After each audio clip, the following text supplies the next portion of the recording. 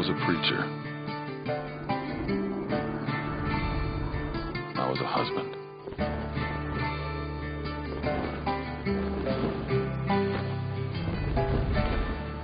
I was a father.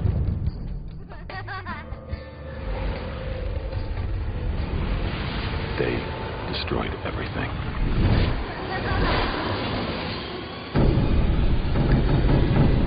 They forced my hand. They will face justice. Kevin Sorbo is Avenging Angel on Hallmark Channel. Hallmark Channel brings you the inside story of Avenging Angel. He starts out as a man that's seen a lot of death in his life. His wife gets killed, his daughter gets killed in his own church. We as men should seek justice. She overcame her past. She tries really hard to find happiness and to learn from her mistakes. And then she meets up with this guy who also has had some rough times in the past. You carry a photograph in your Bible. What have we done to deserve this? Did nothing, son. Some men are just pure evil. I speak of those who have settled on land that is not rightfully theirs. We're talking about them pesky squatters. They pose a threat to our very existence. He just manipulates the town to incite the townsmen into a frenzy so they go out and kill a bunch of people. Ultimately, we want good to triumph over evil. Don't lose hope. You never know what the next day will bring. Kevin Sorbo is Avenging Angel, only on Hallmark Channel.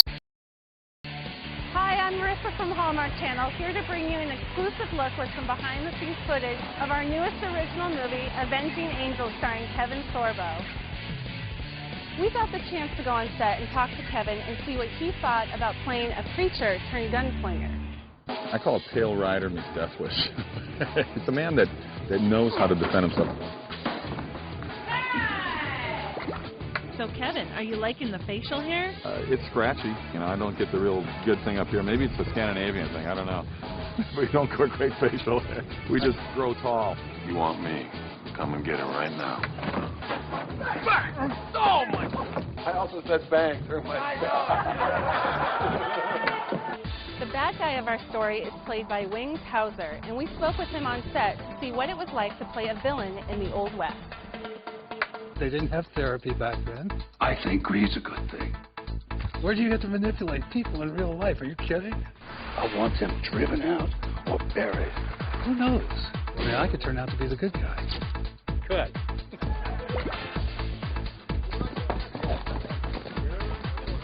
Hello, Kevin. He's the good guy.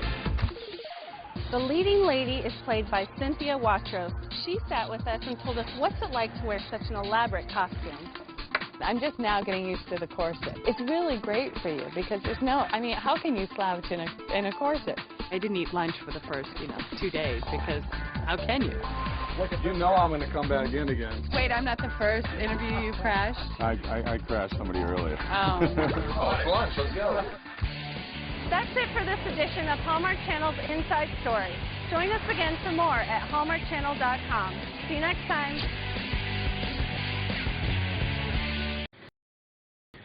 It is. You know, when I read the script, I mean, I noticed that right away, and I love the idea that it's sort of this. I call it Pale Rider meets Death Wish. So, but I don't have the name, and I like that. There's one scene where Quinn, the bad sheriff, after I leave the town, he says, "I didn't get your name." I said, "I didn't offer it." And I love it. It's such a Clint Eastwood line, So it's fun. It's fun to do this western.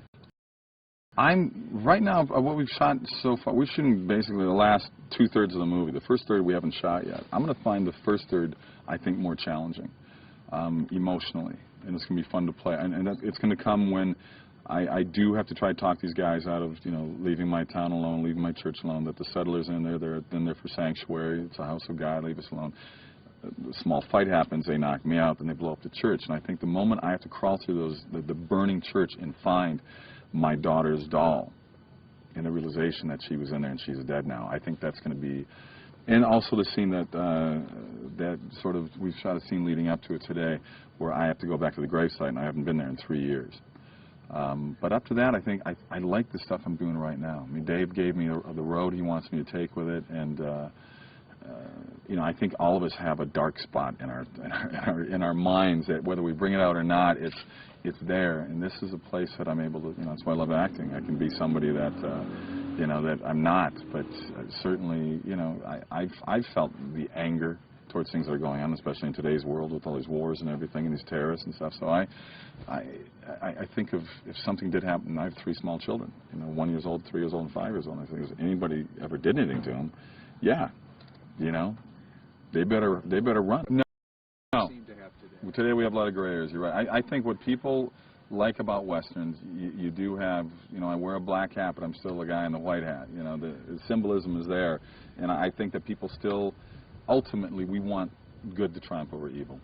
I mean, I think most people, you know, and unfortunately, you know, getting back to what's happening in the world today, it doesn't take a lot of people to throw off the majority of the people, and you know, ultimately, we do. We want good to triumph over evil. I think that's sort of a natural. Cynthia has such a wonderfully warm, receptive feel to her acting, and just without her even talking, I was drawn to her immediately when I saw her, because I didn't know who they'd cast for the part. We all got cast rather quickly when I heard they're going to start shooting. Yeah, we start in an hour. You want to do the part? Sure. It's funny because I've seen her in other things before, but we've never met before. But I looked at her and I said, she's got such a great face for this time period. She's absolutely perfect for this part. And she's obviously a very well-trained actor. We had to get in scenes right away that dealt with a lot of her own baggage that she had to sort of put out there. And it was so easy to work with her. I just kind of fell right into her. And it was, I want to work with her again. Some of my hair, but it's scratchy. It's like, I've never really, you know, I've done the little goatee thing, and I don't get the real good thing up here. Maybe it's a Scandinavian thing, I don't know. We don't grow great facial hair. We just grow tall. How does your wife react to it? She loves it. She said the other day, she goes, I feel like I'm having an affair on my husband. I said, you should go for it. It'd be good for you.